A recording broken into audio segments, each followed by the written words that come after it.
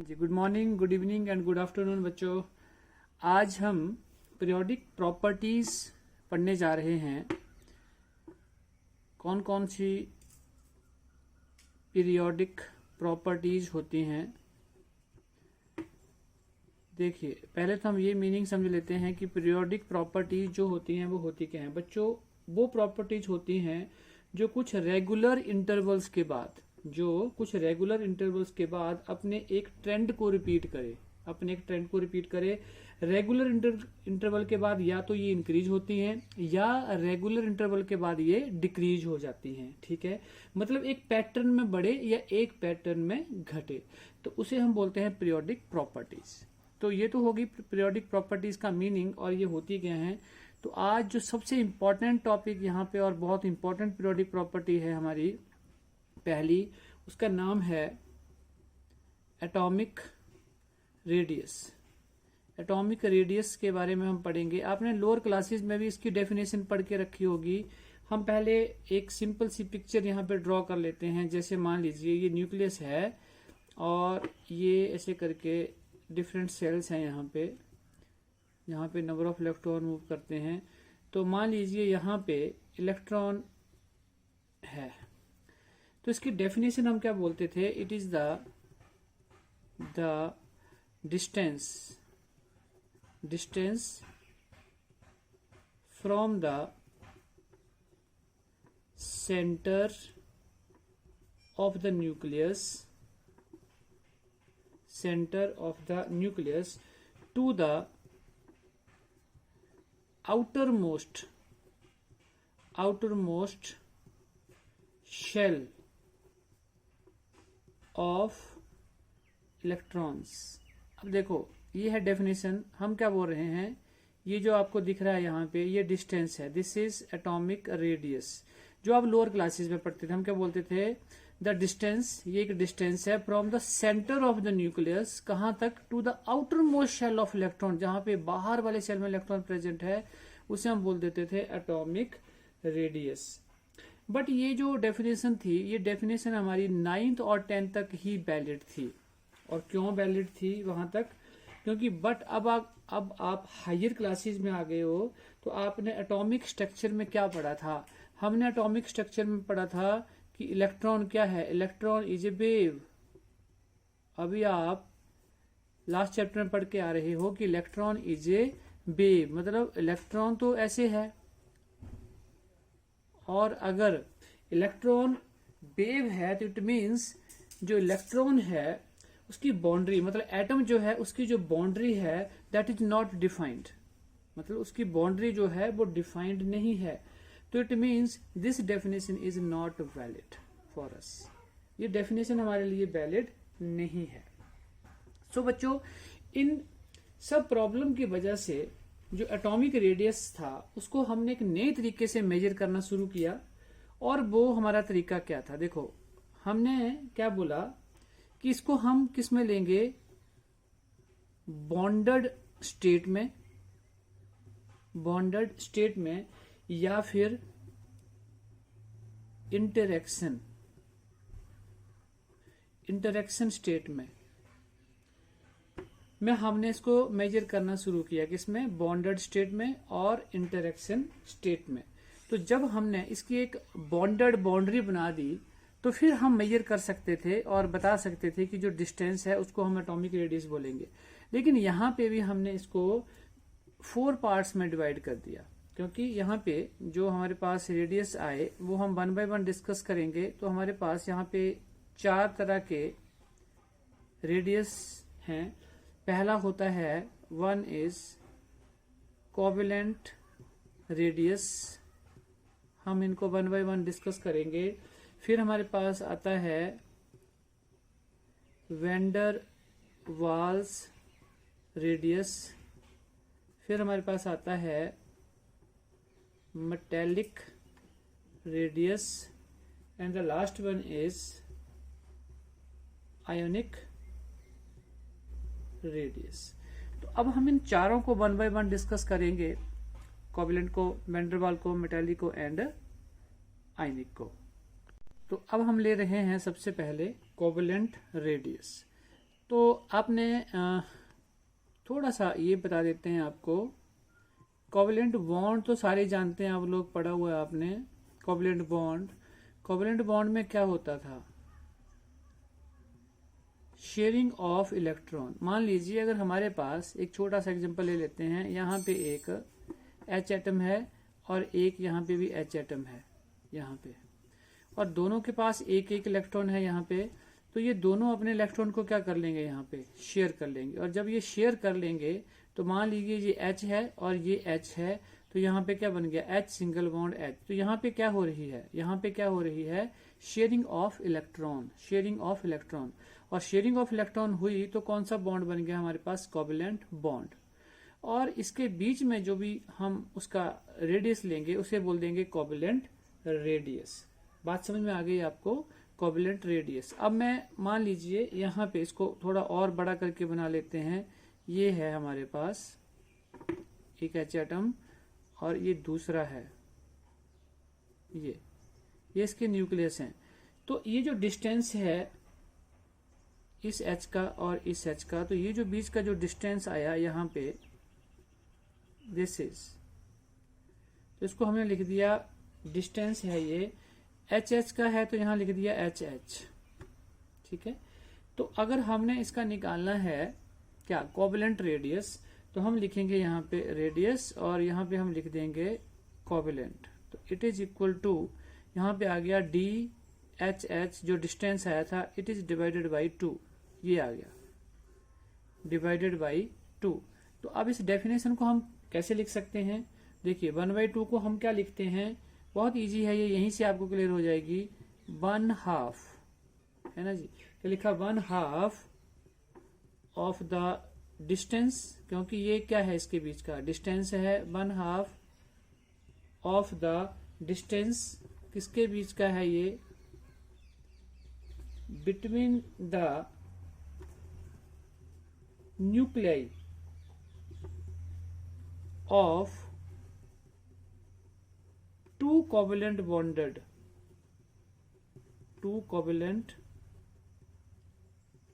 bonded atoms of the same element in a molecule। तो देखो कितनी इजी डेफिनेशन हमारी बन गई। जो चीजें हमने बोली हैं वही लिखा है यहाँ पे भी। 1/2 ये बोला हमने of the distance between the, ये दो न्यूक्लियाई हैं, ये क्या हैं? दो न्यूक्लियाई हैं। The nuclei of the two covalent bonded, इसके बीच में बॉन्ड देखो क्या बन रहा था? यहाँ पे कोवलेंट बॉन्ड बन रहा था। Bonded atoms of the same element, क्योंकि H और H दोनों एटम क्या है हमारे पास? ये सेम है इन ए मॉलिक्यूल। जब इन्होंने मॉलिक्यूल बनाया, जब उसके बीच में जो डिस्टेंस आया, तो that is called covalent radius. तो ये हमारा पहला हो गया। अब हम चलते हैं जो हम दूसरे की बात यहाँ पे कर रहे थे, and that is number 2, van Waals radius. Van Waals radius. तो देखो बच्चों, इससे पहले हमने एक चीज तो क्लियर की, कोवलेंट में सभी को पता था, कोवलेंट बॉन्ड सबको पता था कैसे बनता है? शेयरिंग ऑफ इलेक्ट्रॉन से। कैसे बनता था? शेयरिंग ऑफ इलेक्ट्रॉन से। But van der Waals force होती है कहां पे? न्यूट्रल मॉलिक्यूल्स में। अब ये चीज आपको ध्यान रखनी है, कहां होती है? न्यूट्रल मॉलिक्यूल्स के बीच में होती है। मतलब आप ये बोल सकते हो जिसमें बॉन्ड ना हो, विदाउट एनी बॉन्ड। मतलब ऐसे मॉलिक्यूल जिनके बीच में बॉन्ड ना हो, वो न्यूट्रल मॉलिक्यूल होंगे जिनके बीच में बॉन्ड ना हो। तो बच्चों आप बचपन से ही पढ़ते आ रहे हैं क्या? एक लाइन लिख लेते हैं यहाँ पे कि जो भी मॉलिक्यूल्स होते हैं, the molecules have intermolecular molecular forces of attraction. सभी जानते हैं जो मॉलिक्यूल्स होते हैं उनके बीच में क्या होती हैं, इंटरमॉलिक्यूलर फोर्सेस ऑफ इंटरेक्शन, चाहे वो मॉलिक्यूल सेम क्यों ना हो। जैसे मान लीजिए मेरे पास एक मॉलिक्यूल है यहाँ पे ए बी, और यहाँ पे एक और है वो भी क्या है ए बी। तो ये जो मॉलिक्यूल है दोनों सेम है, बट इसके बीच में एक ना फोर्स ऑफ अट्रैक्शन होगी इंटरमॉलिक्यूलर, मॉलिक्यूल के बीच में इंटरमॉलिक्यूलर फोर्स ऑफ अट्रैक्शन होगी इनके बीच में। तो वैंडरवाल फोर्स से, जो वैंडरवाल फोर्स है वहां पे क्या बॉन्ड बन गया, फिर वैंडरवाल बॉन्ड बन गया। ठीक है, अब हम बात करते हैं एक एग्जांपल के साथ ले लेते हैं इसको। मान लीजिए हमारे पास कोई दो सेम मॉलिक्यूल है, मैं से ले लेता हूं यहाँ पे एक मॉलिक्यूल है मेरे पास यहाँ पे, ये है H2, और एक और मॉलिक्यूल है हमारे पास, और वो भी क्या है हमारे पास H2। मैं इसको ऐसे लिख देता हूं, ये है H2 और ये भी क्या है H2। ठीक है, ये जो इनके न्यूक्लियाई हैं सेम है देखो, तो इनके बीच का जो डिस्टेंस ये यहाँ पे आएगा जिसे हम बोल सकते हैं DH2, और दूसरा भी है H2, सेम है ये। ठीक है, तो ये जो डिस्टेंस होगा, ठीक है, उसको अगर हम हाफ लेते हैं, जैसे यहाँ पे आ गया R, तो यहाँ लिख देते हैं हम van der Waals radius, it is equal to DH2 divided by 2। तो हमारे पास वैंडरवाल रेडियस आएगा ये। तो अब ये जो दोनों मॉलिक्यूल थे आप देख रहे हो, ये दोनों मॉलिक्यूल क्या थे, सेम थे, बट इनके बीच में क्या है, इंटरेक्शन फोर्सेज है। तो दो मॉलिक्यूल हाइड्रोजन के थे, इनके बीच में बॉन्ड नहीं है, हम देख रहे हैं यहाँ पे अलग अलग है, ये बॉन्ड नहीं है, सिर्फ क्या है यहाँ पे इंटरमोलिकुलर फोर्स ऑफ अट्रैक्शन। जो भी हमने बात बोली कि कोई भी मॉलिक्यूल उनके बीच में इंटरमोलिकुलर फोर्स ऑफ अट्रैक्शन होती है।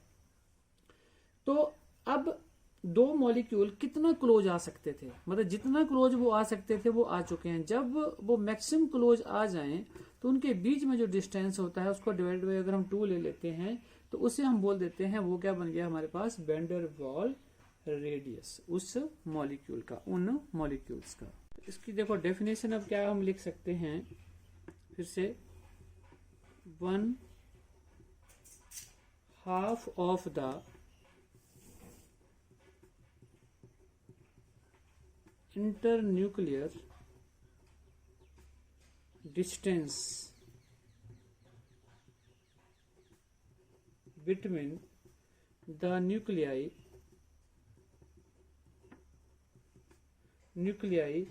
of two adjacent atoms of the substance belonging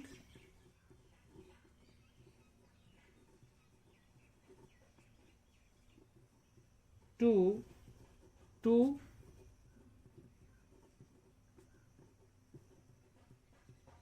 neighboring molecules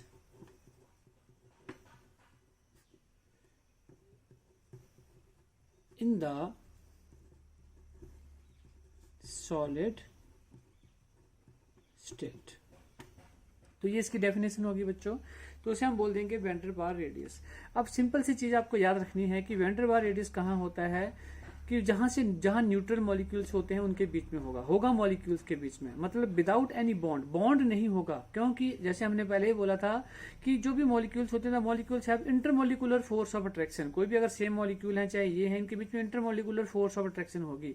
लेकिन ये जितना क्लोज आ सकते थे, जितनी इनके बीच में इंटरेक्शन हो सकती थी, उसी इंटरेक्शन तक ये आएंगे, और उसके बीच में जब हम डिस्टेंस लेंगे, जो भी इंटरन्यूक्लियर डिस्टेंस होगा उसको जब हम 1/2 से डिवाइड कर देंगे, दैट इज द वैंडरवाल रेडियस। और अगर आप कोशिश करते हैं कि ये इससे भी नजदीक आ जाएं तो गड़बड़ हो जाएगी, क्योंकि अगर ये इससे ज्यादा क्लोज आएंगे तो फिर ये दूर भागना शुरू कर देंगे। क्योंकि ये रिपेल करेंगे, इलेक्ट्रॉन रिपेल करेंगे, न्यूक्लियर रिपेल करेंगे, तो फिर उससे हम वैंडरवाल रेडियस नहीं निकाल सकते। तो ये एक पर्टिकुलर डिस्टेंस तक ही एक दूसरे के क्लोज आ सकते हैं, और वो जो वहां पे हम डिस्टेंस लेंगे वो उसका क्या होगा, वैंडरवाल रेडियस। तो बच्चों अब हम ले रहे हैं मेटालिक रेडियस। मेटालिक रेडियस, और ये नाम से ही क्लियर हो रहा है कि ये जो रेडियस बनेगा मतलब जहां पे क्या होना चाहिए, मेटल होना चाहिए। मेटल बच्चों जो होते हैं वो ना तो कोवलेंट बॉन्ड बनाते हैं, ना ही आयनिक बॉन्ड बनाते हैं, और ना ही कोऑर्डिनेट बॉन्ड बनाते हैं। तो अब मान लीजिए, चलिए मैं एक एग्जांपल लेते हैं कि हमारे पास एक आयरन का हमने रॉड लिया, लंबा से एक हमने रॉड ले लिया आयरन का। तो कैसे होगा वो, जैसे मान लीजिए ये है, तो यहाँ पे क्या होगा, iron iron iron iron iron ऐसे होगा। और किस में होगा, 1D 2D 3D किस में होगा, तो देखिए किस में होगा, 3D में। 3D मतलब कि जहां देखेंगे यहाँ भी आयरन, यहाँ भी आयरन, यहाँ भी आयरन, यहाँ भी आयरन, जब सब तरफ क्या है, यहाँ पे आयरन है। तो यहाँ पर एक ना नया तरह का बॉन्ड बनता है बच्चों। जैसे मेटालिक बॉन्ड जो है, मेटल के पास क्या होते हैं, यहाँ पे फ्री इलेक्ट्रॉन। मेटल के पास क्या होते हैं, फ्री इलेक्ट्रॉन जो मूव करते हैं यहाँ से यहाँ। अब देखिए मैं यहाँ पे आपको समझा देता हूँ। जैसे मान लीजिए ये हमारे पास कोई दो न्यूक्लियाई हैं, ये दो न्यूक्लियाई हैं, ये है और ये है, और यहाँ पे क्या है, इलेक्ट्रॉन है, और यहाँ पे भी क्या है, इलेक्ट्रॉन है। अब ये इलेक्ट्रॉन मूव करेगा, यहाँ से यहाँ आ रहा है, यहाँ आ रहा है, यहाँ आ रहा है। मान लीजिए इलेक्ट्रॉन यहाँ पे है, तो ये इलेक्ट्रॉन इस न्यूक्लियाई को भी शेयर करेगा और इस न्यूक्लियाई के साथ भी शेयरिंग करेगा। तो इसने क्या किया, इसके साथ भी किया। हो सकता है यहाँ पे भी हो कोई, तो उसके साथ भी शेयरिंग करेगा। तो ये हर जगह पे शेयरिंग करता जाएगा, मतलब आगे से आगे वो बॉन्ड बनाता जाएगा। एक तरह से जिसे बोल सकते हैं क्रिस्टलैटिस बना दिया 3D में, या फिर इसको बोल सकते हैं आप हम नाम लेते हैं मेटालिक लैटिस बना दिया, तो मेटालिक लैटिस भी ये बना सकता है। सो जब ये यहाँ पे अगर हम इसको नॉर्मल लेते हैं, तो जैसे दो न्यूक्लियाई हैं, तो ये जो दो न्यूक्लियाई के बीच का ये डिस्टेंस है, सिंपल सी चीज है, ये जो डिस्टेंस है इसको हमने बोल दिया DMM, मेटल के बीच में है। तो यहाँ पे हम बोल सकते हैं कि R metallic is equal to किसके बराबर आ गया, D यहाँ पे M डिवाइडेड बाई 2, तो उसे हम बोल देंगे मेटालिक रेडियस। तो सिंपल सी चीज थी ये, मेटल के बीच में बनेगा। एक अलग तरह का बॉन्ड होता है मेटल के बीच में। और जैसे मान लीजिए हमारे पास एक मेटल की प्लेट है, और जहां पे उसके चारों तरफ क्या है, ऊपर इलेक्ट्रॉन मूव कर रहे हैं, तो वो इस तरह से बॉन्डिंग करेंगे, मतलब क्रिस्टल लैटिस होगा वो, या मेटालिक लैटिस होगा। तो इसकी डेफिनेशन को हम कैसे लिख सकते हैं, लिखिए, ये है 1/2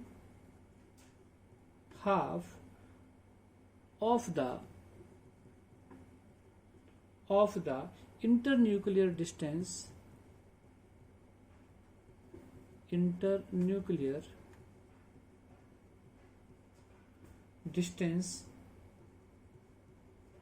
between the two neighboring atoms,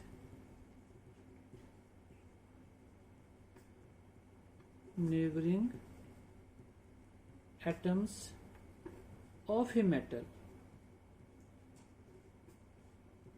in a, अभी हमने बोला भी था क्या बनाएगा, मेटालिक लैटिस।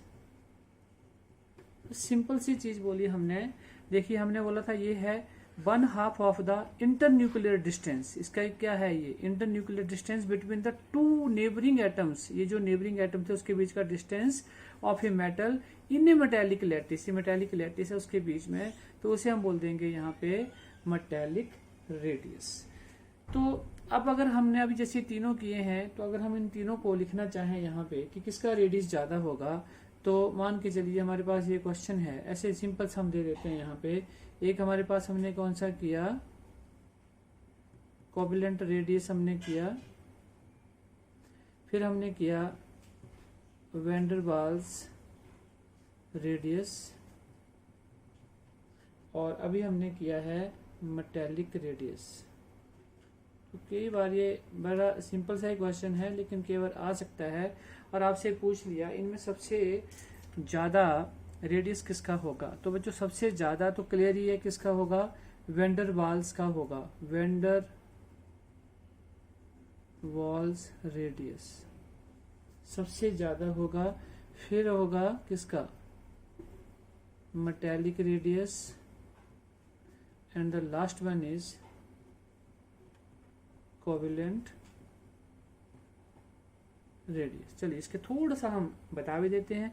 देखिए वैन वाल्स जो था वो अलग अलग किसके बीच में हो रहा था, मॉलिक्यूल के बीच में। उनके बीच में एक पर्टिकुलर डिस्टेंस था, मतलब उससे नजदीक वो नहीं आ सकते, तो वहां का जो डिस्टेंस था वो ज्यादा था, इसलिए इसका रेडियस भी ज्यादा हुआ।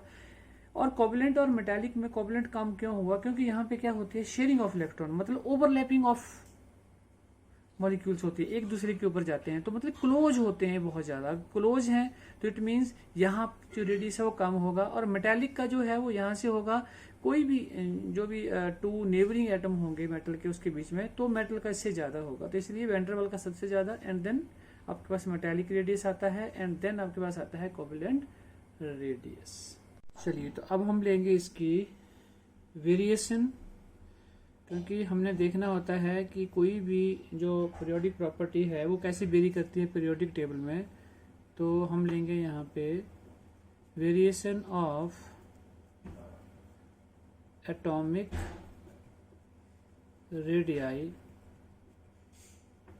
इन द पीरियोडिक टेबल,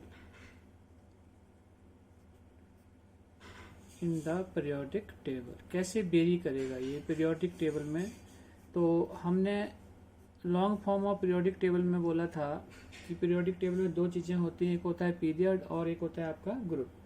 तो हम इसमें पहला ले रहे हैं variation, variation in a period, variation in a period. तो एटॉमिक रेडियाई को हम जनरली ऐसे बोल देते हैं कि in general atomic radii decreases in the period.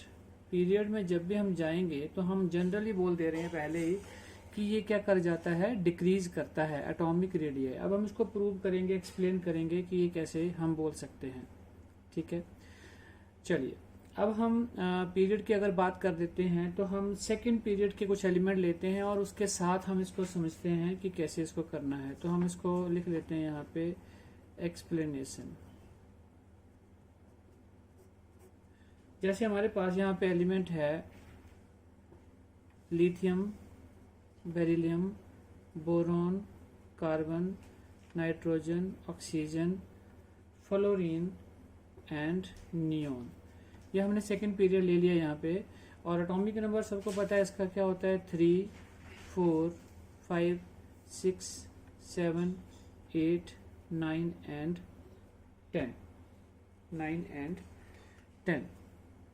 अब देखो जो मेन चीज यहाँ पे है, जब भी हम पीरियड में चलेंगे तो हम हमेशा ये वाली वर्डिंग यूज करेंगे कि as we move along a period from left to right.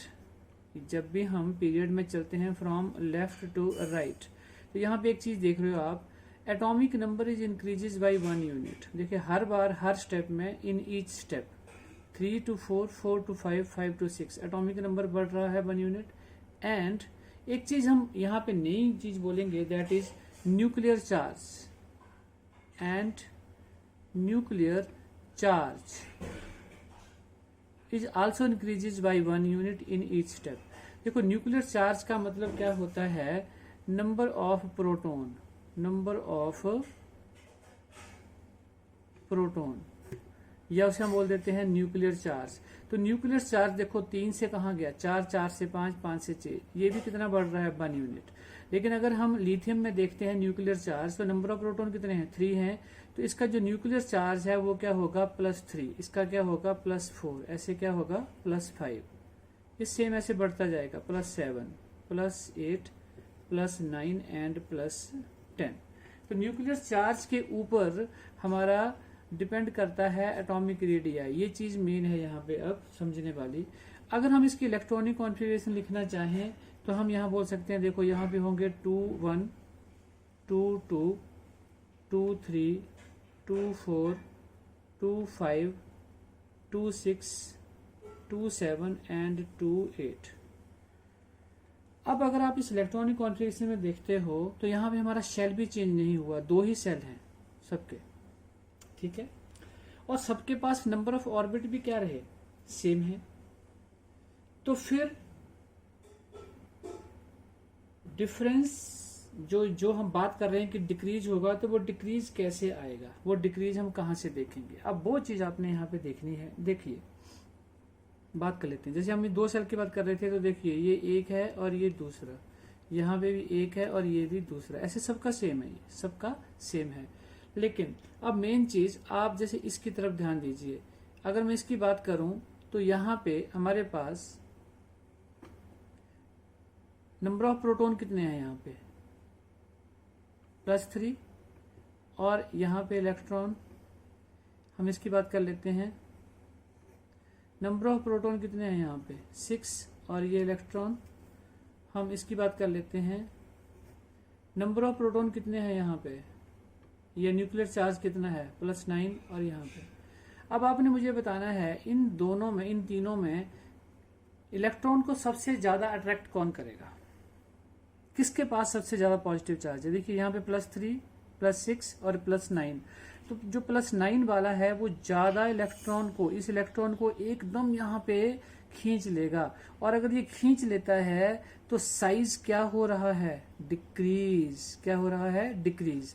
तो सबसे कम साइज किसका हुआ, इसका, फिर इसका हुआ कम, और इसका, तो सबसे ज्यादा डिक्रीज इसका हुआ। तो ये हमने प्रूव कर दिया कि जब भी हम लेफ्ट टू राइट पीरियड में चलेंगे तो साइज क्या होगा, साइज हमेशा क्या होगा, डिक्रीज होगा, साइज हमेशा डिक्रीज होगा। तो ये हमारा यहाँ पे हमने इसको प्रूव कर दिया। तो बच्चों हमने सारी कहानी यहाँ पे क्या की, एक बार फिर से इसको हम यहाँ पे इस ट्रेंड को देख लेते हैं कि हमने क्या बोला।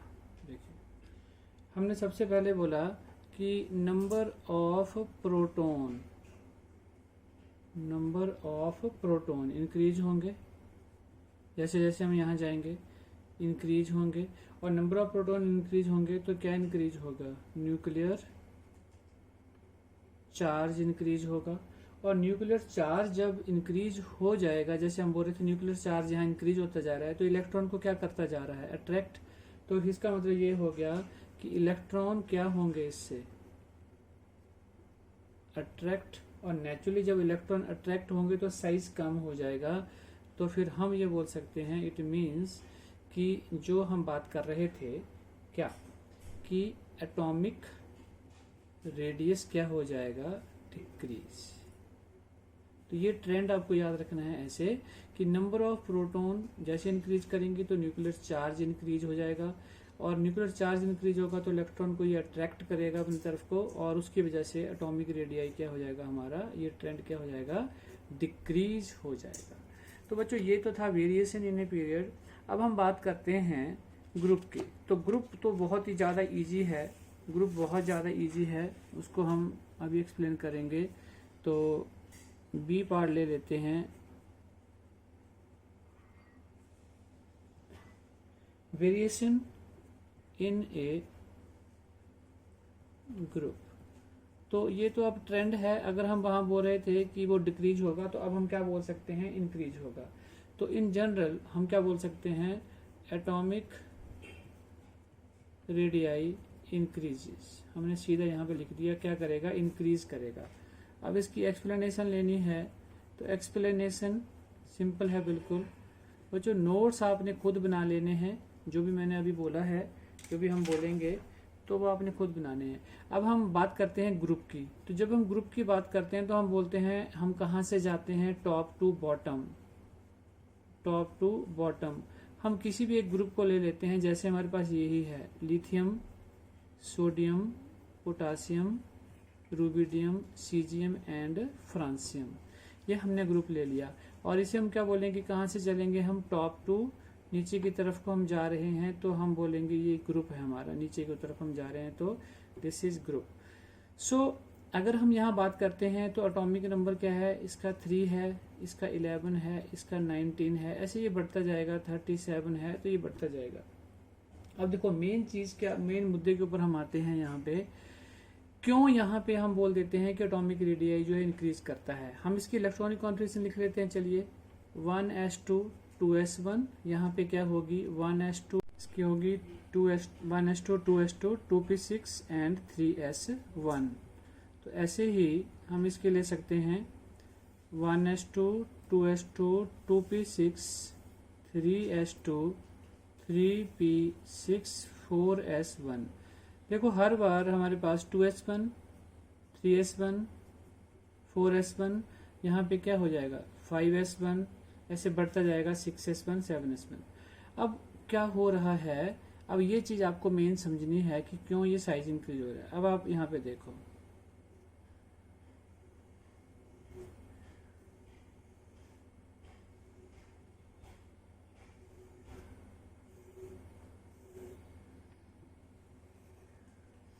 अब देखो वर्डिंग हम क्या लिखते हैं कि as we move along a group from top to bottom. As भी, अब आप ये नोट डाउन भी कर सकते हो, as we move along a group from top to bottom atomic number is increases and nuclear charge is also increases. देखिए nuclear charge, अब पहले हम 1 यूनिट की बात कर रहे थे, अब 1 यूनिट नहीं, अब ज्यादा बढ़ रहा है। तो हमने दोनों को बोल दिया atomic number and nuclear charge is also increases. But यहाँ पे जो मेन चीज है वो है यहाँ पे, उसको मैं यहाँ पे एड ऑन कर देता हूं, but the added electrons are enters into the different shell। बच्चों ये मेन है। अब देखो आप पहले पे देखो, यहाँ पे कहाँ गया, n की वैल्यू मैं लिख देता हूँ यहाँ पे 1 2 3 4 5, ये बढ़ती जाएगी। अब देखो पहले यहाँ पे देखो n की वैल्यू क्या है 2, तो कहाँ गया इलेक्ट्रॉन, यहाँ पे गया। जैसे ही अगले में गए, हम नीचे की तरफ को आ रहे हैं, तो कहाँ गया 3 में गया, फिर कहाँ जा रहा है 4 में, फिर कहाँ जा रहा है 5 में। तो साइज क्या होता जा रहा है इंक्रीज। तो इसलिए मैंने बोला but the added electrons are enter into the different shell. तो हर बार जब ये डिफरेंट सेल में जाएगा तो हमारा जो रेडियस है वो क्या होगा, इंक्रीज हो जाएगा। क्या हो जाएगा, यही हम बार बार बोल रहे थे, इंक्रीज हो जाएगा as we move along a group from top to bottom.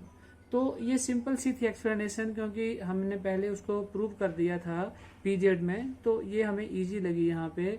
अब हम कुछ ऐसे केसेस लेंगे जो एक्सेप्शनल हैं, जो एग्जामिनेशन पॉइंट या नीट में या आपके जेई मेंस में हमें पूछे जाते हैं। बच्चों अब हम जो ले रहे हैं वो ले रहे हैं एक्सेप्शनल केसेस, और यही मेन चीज है जो हम यहाँ करने वाले हैं। अदरवाइज जो अभी तक हमने लेक्चर दिया है वो तो नॉर्मल चीज है जो आपको कहीं पे भी मिल जाएगा। तो एक्सेप्शन में हम फर्स्ट पीरियड ही ले लेते हैं। देखिए हमारे पास है यहाँ पे हाइड्रोजन और यहाँ पे होता है हीलियम, और हम ये बार बार बोलते हैं कि जब भी हम पीरियड में जाते हैं तो साइज क्या हो जाएगा, हमारा एटॉमिक रेडियाई क्या हो जाएगा, डिक्रीज हो जाएगा। बट यहाँ पे एक्सेप्शन बोल रहे हैं अभी हम, तो हम यहाँ पे सीधा लिख रहे हैं कि हीलियम का ज्यादा होगा किससे, हाइड्रोजन से। अब क्यों ज्यादा होगा इसका हमें अब रीजन पता होना चाहिए, और वही मेन चीज है यहाँ पे एक्सेप्शन की। देखिए हीलियम अपनी कौन सी गैस है, सभी जानते हैं कौन सी है, नोबल गैस है। और नोबल गैस के लिए क्या डिफाइंड है, नोबल गैस के लिए ये क्या है, नोबल गैस है, और नोबल गैस के लिए सिर्फ एक ही चीज डिफाइंड है, क्या, vendor wall radius, vendor walls radius. और हाइड्रोजन के लिए क्या है, कोवैलेंट बॉन्ड बनता है, तो कौन सा होगा यहाँ पे, कोवैलेंट रेडियस। और ये हम पीछे क्लियर कर चुके हैं वहां पे एक्सेप्शन में कि वेंडर वाल रेडियस जो होता है that is more than that of covalent radius. तो हम अब यहाँ से क्लियर कर चुके हैं कि अगर हीलियम और हाइड्रोजन के केस में एक्सेप्शन में अगर हमारे से पूछते हैं तो हम इसका रीजन दे सकते हैं कि वेंडर वाल रेडियस होता है, इसलिए इसका एटॉमिक रेडियस ज्यादा होता है किसका, हीलियम का, एज कम्पेयर टू हाइड्रोजन। अब सेम ही हम यहाँ पे एक और एग्जांपल लेते हैं, हमारे पास सेकंड पीरियड है, तो सेकंड पीरियड में भी ये हम लेते हैं। देखिए सेम ही लिथियम हमारे पास था, क्या था यहाँ पे, beryllium, boron, carbon, nitrogen, oxygen, fluorine and neon. तो जब हम यहाँ पे देखते हैं तो ट्रेंड ये हमें ऐसे दिखता है, हम बोलते हैं साइज क्या होगा, यहाँ पे डिक्रीज होगा, लेकिन ये ट्रेंड सिर्फ हमें कहाँ तक दिखेगा, फ्लोरीन तक। क्योंकि फिर अगर हम बात करते हैं नियॉन की, तो नियॉन हमारे पास क्या आ गई है यहाँ पे, नोबल गैस, और नोबल गैस है तो फिर से बात वही आ गई कि यहाँ पे कौन सा रेडियस हम ले लेंगे, यहाँ पे हम ले लेंगे वैंडर वाल्स रेडियस, और अगर वैंडर वाल रेडियस लेते हैं तो वो ज़्यादा होगा एज कम्पेयर टू दिस। तो हमारा जो ऑर्डर है, अगर हम ऑर्डर लिखना चाहें तो सबसे ज़्यादा किसका होगा, नियॉन का होगा, फिर हम बाकियों का लेंगे। तो बोलने का मतलब ये है कि आपने ये एक्सेप्शनल केस है, आपने ये याद रखना है। अब आपको कहीं भी नोबल गैस आ जाए, हम फर्स्ट पीरियड सेकंड पीरियड की बात कर रहे हैं, थर्ड पीरियड की आ जाए, कहीं भी आ जाए, जहां पे आपको नोबल गैस दिखेगी और सेम पीरियड की हम बात कर रहे हैं तो उसका उल्टा होगा जो हम बात कर रहे थे। तो ठीक है जी। अब हम एक और एक्सेप्शन यहाँ लेना चाहेंगे और वो है डी ब्लॉक की, और वो बहुत ही ज़्यादा इम्पोर्टेंट है और वो आपने ध्यान से समझनी है। डी ब्लॉक में देखिए, तो डी ब्लॉक में हम फर्स्ट ट्रांजिशन सीरीज यहाँ पे लिख देते हैं, उसके बीच में हम डिस्कस करेंगे। देखिए हमारे पास यहाँ पे एलिमेंट्स होते थे scandium, titanium, vanadium, chromium, manganese, iron, cobalt, nickel, copper and zinc, और एटॉमिक नंबर 21, 22, 23, 24, 25, 26, 27, 28, 29 एंड 30। ठीक है जी। अब हम अगर बात करते हैं जो अभी तक हमने काम किया है, तो हम ऐसे लिख देते हैं एक्सपेक्टेड। हम एक्सपेक्टेड की बात करते हैं कि हम क्या एक्सपेक्ट करते हैं यहाँ पे। तो एक्सपेक्ट तो सीधी सी बात है, हम ये बोलते थे कि जो न्यूक्लियर चार्ज है, जैसे जैसे न्यूक्लियर चार्ज क्या करेगा, इंक्रीज करेगा। तो देखिए जब हम यहाँ को जा रहे हैं तो न्यूक्लियर चार्ज क्या होता जा रहा है, इंक्रीज होता जा रहा है। न्यूक्लियर चार्ज अगर इंक्रीज करेगा तो एटॉमिक रेडियस भी क्या करेगा, रेडियाई भी क्या करेगा, तो डिक्रीज करेगा। बट ये कौन सी बात हम कर रहे थे, एक्सपेक्टेड, मतलब जो हम सोच रहे थे। अगर हम बात करते हैं यहाँ पे किस चीज की, रियलिटी की, तो रियलिटी में ये ऐसा नहीं होता है। और फिर से बात कर रहा हूं मैं आपसे कि हम बात कर रहे हैं एक्सेप्शन की। ये एक्सेप्शन किसी में है। अब देखो अगर हम स्टार्टिंग की बात करते हैं, हम पहले 3 एलिमेंट को लेते हैं, स्कैंडियम टू वेनोडियम। अगर हम 3 को लेते हैं तो हम सीधा यहाँ पे पहले ट्रेंड बना देते हैं। हम बोलेंगे यहाँ पे कि एटॉमिक रेडियाई यहाँ पे डिक्रीज करता है। ठीक है जी। और अगर हम लेते हैं ये बीच का, ठीक है, कोबाल्ट तक, अगर हम कोबाल्ट तक लेते हैं तो यहाँ पे हम बोलेंगे कि एटॉमिक रेडियाई जो है वो क्या होता है, कांस्टेंट। क्या होता है, कांस्टेंट।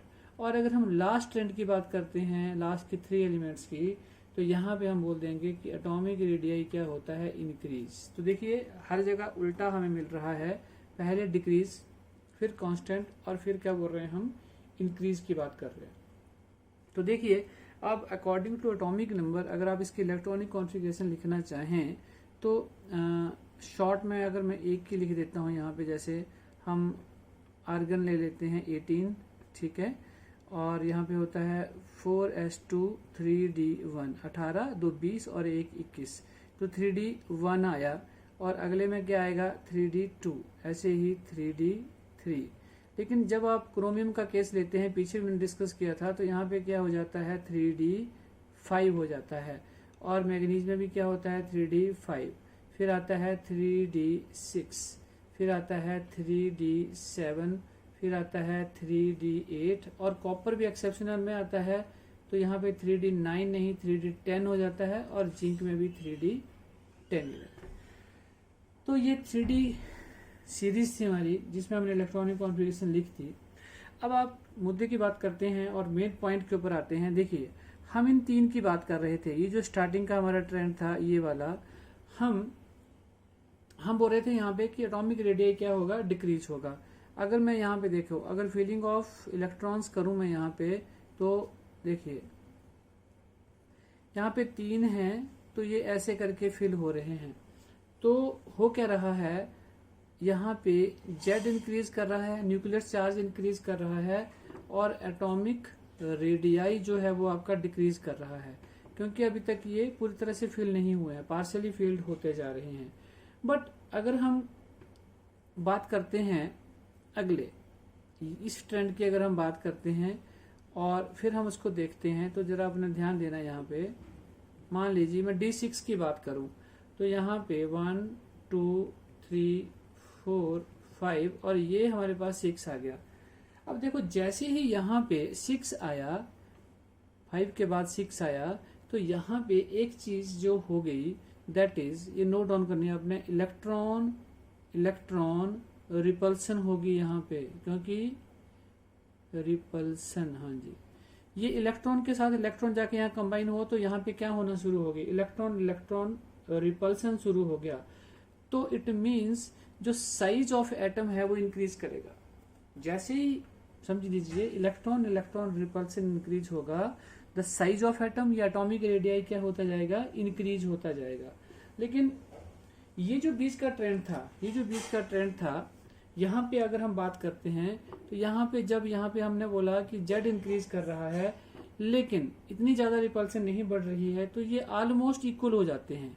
इलेक्ट्रॉन जो यहाँ पे हम बात कर रहे थे रिपल्सन की, ये क्या हो जाती है, ऑलमोस्ट इक्वल हो गई। यहाँ पे इक्वल अगर हो गई, तो यहाँ पे एटॉमिक रेडियाई जो है वो हमारा क्या हो जाता है, कांस्टेंट। एटॉमिक रेडियाई क्या हो जाता है यहाँ पे, कांस्टेंट, जिसकी हम बात कर रहे थे कि थोड़ी देर के लिए वो रुक जाता है, इंक्रीज या डिक्रीज नहीं करता है।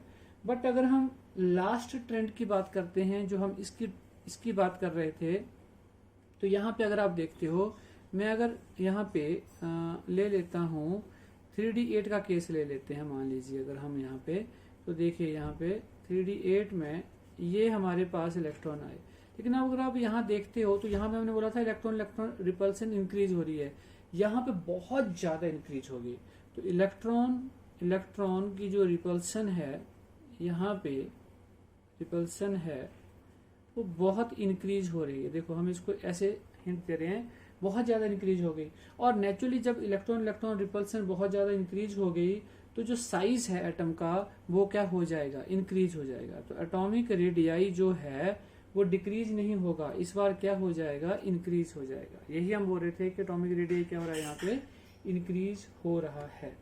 तो इसका मतलब ये हो गया कि नंबर ऑफ इलेक्ट्रॉन जो इंक्रीज करेंगे, तो इलेक्ट्रॉन रिपल्सन बढ़ेगी, और इलेक्ट्रॉन रिपल्सन बढ़ेगी तो हमारा एटॉमिक रेडियाई भी क्या करेगा, इंक्रीज करेगा। चलिए ये थोड़ा हम आपको एक और ट्रिक बता देते हैं, जिससे कि आप अगर आपको एग्जाम में आए तो आप इसको याद कर सको। तो एक छोटा सा हम यहाँ बना देते हैं। देखिए मैं लिख देता हूँ यहाँ पे स्कैंडियम, फिर हम लेते हैं यहाँ पे टाइटेनियम, फिर हम यहाँ लेते हैं जिंक, फिर हम लेते हैं यहाँ पे वेनेडियम, उसके बाद हम लेते हैं यहाँ पे कोबाल्ट, और फिर हम लेते हैं यहाँ पे निकल।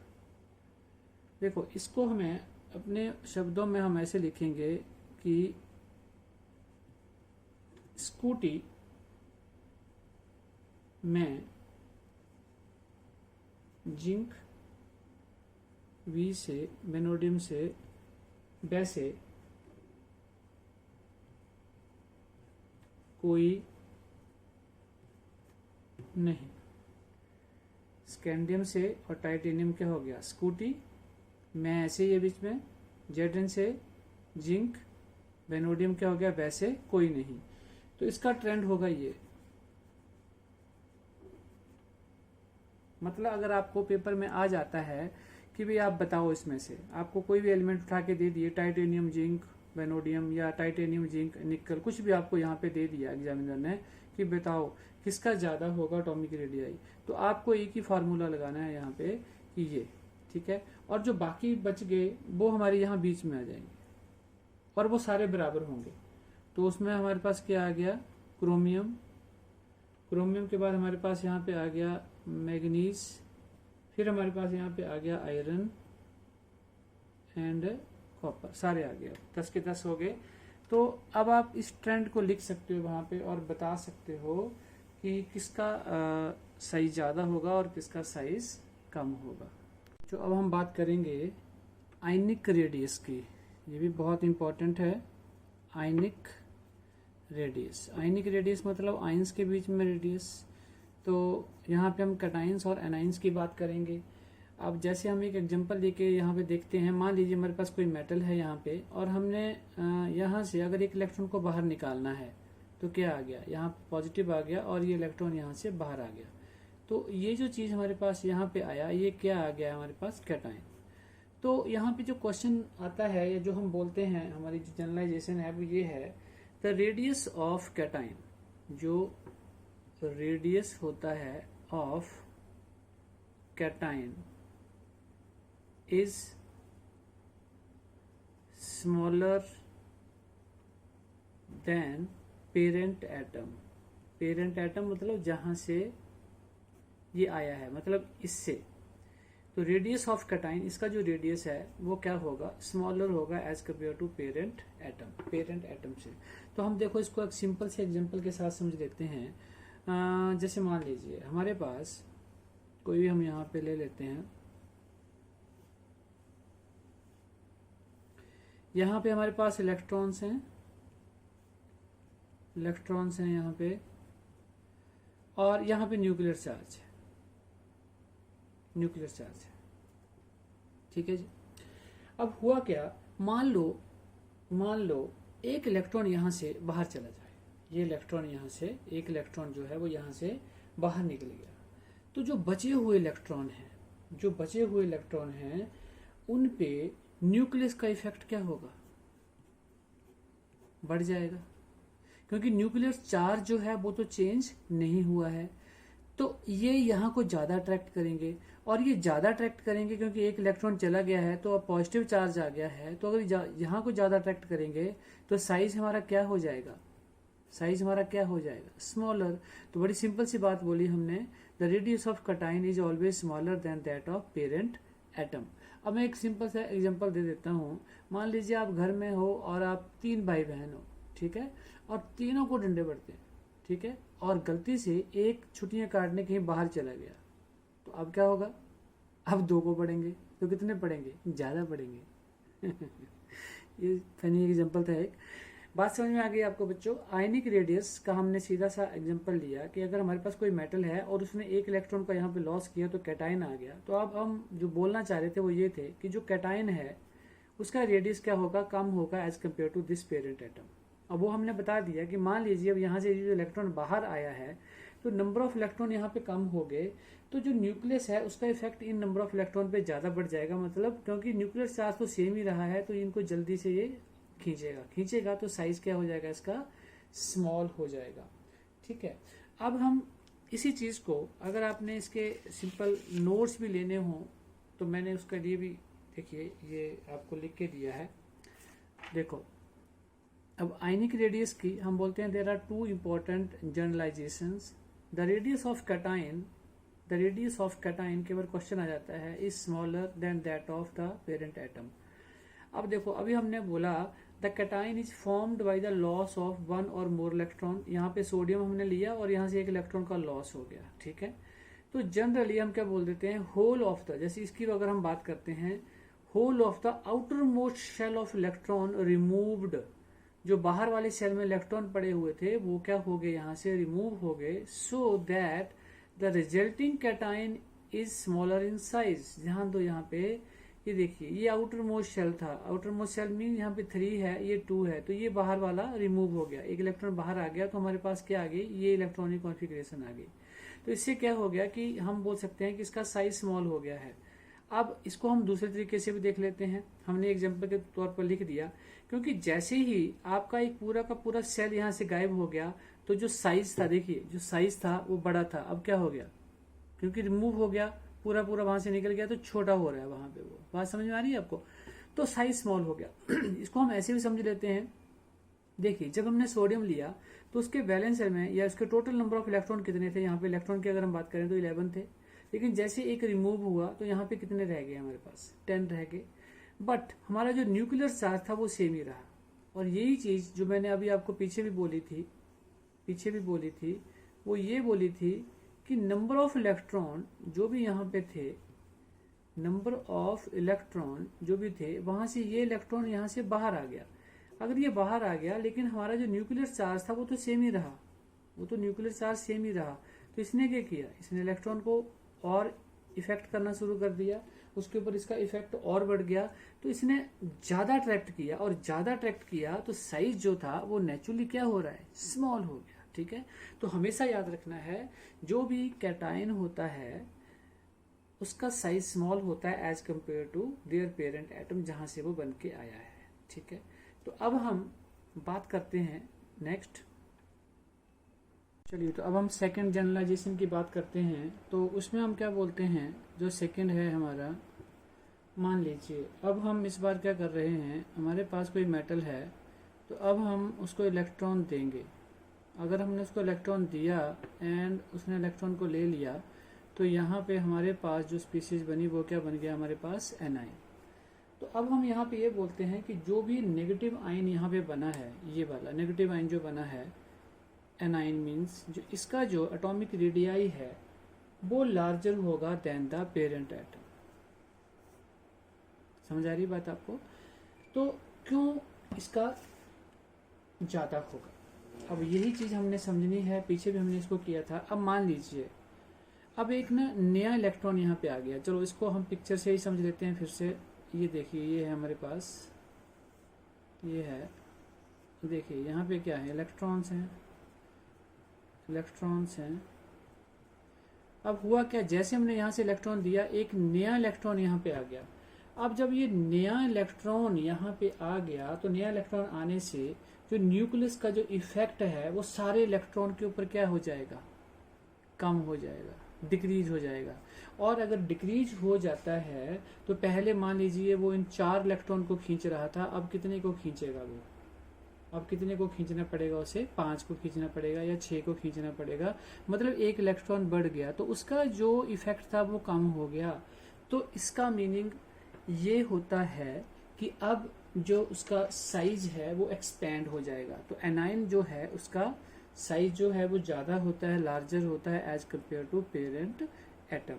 और इसी चीज को अब हम ऐसे भी समझ लेते हैं। देखो, देखिए हम ये बोल रहे हैं the radius of negative ion is always larger than that of corresponding atom. ठीक है जी, तो हमने बोला the negative ion is formed कैसे करता है, हम गेन करते हैं, भाई गेन 1 और more electron in the neutral atom and the number of electron increases. देखो यहाँ पे क्या हुआ, हमने एक इलेक्ट्रॉन दिया, नंबर ऑफ इलेक्ट्रॉन यहाँ पे क्या हो गए, इंक्रीज कर गए, while the magnitude of nuclear charge main same. अब यहाँ पे देखो इलेक्ट्रॉन कितने हैं, यहाँ पे 17 थे, तो अब कितने हो गए क्लोरीन के, 18 हो गए, बट न्यूक्लियर चार्ज क्या रहा यहाँ पे, रिमेन सेम। अब बात वही आ गई कि जो इफेक्ट ऑफ न्यूक्लियस है या न्यूक्लियर चार्ज का जो इफेक्ट है वो तो ज्यादा इलेक्ट्रॉन्स के ऊपर पड़ेगा, तो ज्यादा इलेक्ट्रॉन को जब उसको खींचना पड़ेगा तो वहां पे प्रॉब्लम आएगी। तो इसलिए फिर हम ये बोल देते हैं कि जो एनाइन होता है उसका जो रेडियस है वो ज्यादा होता है as compare to parent atom. और एक और भी बात होती है, जब इलेक्ट्रॉन बढ़ते हैं तो वहां पे क्या होती है, इलेक्ट्रॉन इलेक्ट्रॉन रिपल्सन। ये बात हम पीछे भी करके आए थे, क्या होती है, इलेक्ट्रॉन इलेक्ट्रॉन रिपल्सन इंक्रीज हो जाती है, और जैसे इंक्रीज होगी तो जो एटम है उसका साइज जो है वो एक्सपैंड होगा, और एक्सपैंड होने का मतलब क्या हो गया कि साइज इंक्रीज हो रहा है। तो हमेशा याद रखना है आपने बच्चों, एनाइन का साइज ज्यादा होता है किससे, सिंपल पेरेंट एटम से, जहां से वो बन के आया है।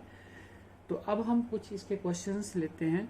हाँ जी, तो अब हम इस कंक्लूजन पर पहुंचे हैं, आपने ये चीज हमेशा याद रखनी है, एनाइन का साइज हमेशा सबसे ज्यादा होगा, फिर हम काउंट करेंगे एटम को जो भी न्यूट्रल होगा, और फिर उसके बाद हमारे पास होगा कैटाइन। तो इस चीज को आपने हमेशा याद रखना है, और इसी के ऊपर अब हम कुछ क्वेश्चंस लेंगे। और चलो इसको मैं थोड़ा सा हाईलाइट कर देता हूँ, तो ये चीज़ आपने भी अपने जब नोट्स प्रिपेयर करने हैं तो वहाँ पे आपने इसको हाईलाइट करना है, ये चीज़ हमारे लिए बहुत मेन है। चलिए अब हम क्वेश्चंस लेते जाते हैं जल्दी जल्दी से, छोटे छोटे से क्वेश्चंस कई बार आ जाते हैं। फॉर एग्जांपल सबसे इजी क्वेश्चन ले रहा हूँ, H positive and H negative. अब आपसे पूछा हुआ है इसका ऑर्डर बताइए कि किसका एटॉमिक रेडियस ज़्यादा होगा, किसका कम होगा, किसका नहीं होगा, आयनिक रेडियस। तो बड़ा सिंपल है, यहाँ पे आएगा H positive, H negative, sorry H negative. तो बहुत इजी था। अब हम एक और क्वेश्चन लेते हैं, जल्दी से फास्टली लेंगे। जैसे हमारे पास है N negative, N2 negative, N3 negative. तो इसमें किसका होगा? सिंपल है, जिसका सबसे ज़्यादा नेगेटिव है, फिर उसके कम वाला, और फिर उसके कम वाला। तो क्लियर ही है, हम बोल रहे थे किसका, एनाइन का। तो तीनों ही एनाइन है, तो इसमें सबसे ज़्यादा नेगेटिव जिसके ऊपर है हम उसको ले लेंगे एंड देन नेक्स्ट को ले लेंगे। हमारे पास ये आ गया O2 नेगेटिव और एक है O1 नेगेटिव। तो इसमें कौन सा ऑर्डर होगा? सिंपल है, O2 नेगेटिव, क्योंकि नेगेटिव इसमें ज़्यादा है। ऐसे ही अगर हमें आ जाता है for example F positive, F negative and F, इसमें ऑर्डर बताइए। तो ऑर्डर क्या होगा इसका? इसका ऑर्डर होगा हमारे पास F positive, F and F negative. अगर हम कोई ऐसा ले लेते हैं, जैसे मैं यहाँ ले लेता हूँ, एक क्रोमियम है हमारे पास, क्रोमियम 3 पॉजिटिव है और एक हमारे पास है क्रोमियम 6 पॉजिटिव। अब इसमें देखना है पॉजिटिव वाला है तो आपने कैटाइन पे जाना है, तो जिसके ऊपर ज़्यादा पॉजिटिव है, तो जैसे क्रोमियम के ऊपर ज़्यादा है और क्रोमियम 6 पॉजिटिव है और क्रोमियम 3 पॉजिटिव है, तो इसका साइज ज़्यादा होगा, इसका कम होगा, क्योंकि ज़्यादा पॉजिटिव है ये। ठीक है। ऐसे ही अगर हम आयरन का केस ले लेते हैं, Fe2 पॉजिटिव है और एक हमारे पास Fe3 पॉजिटिव है, तो सिंपल है Fe3 होगा।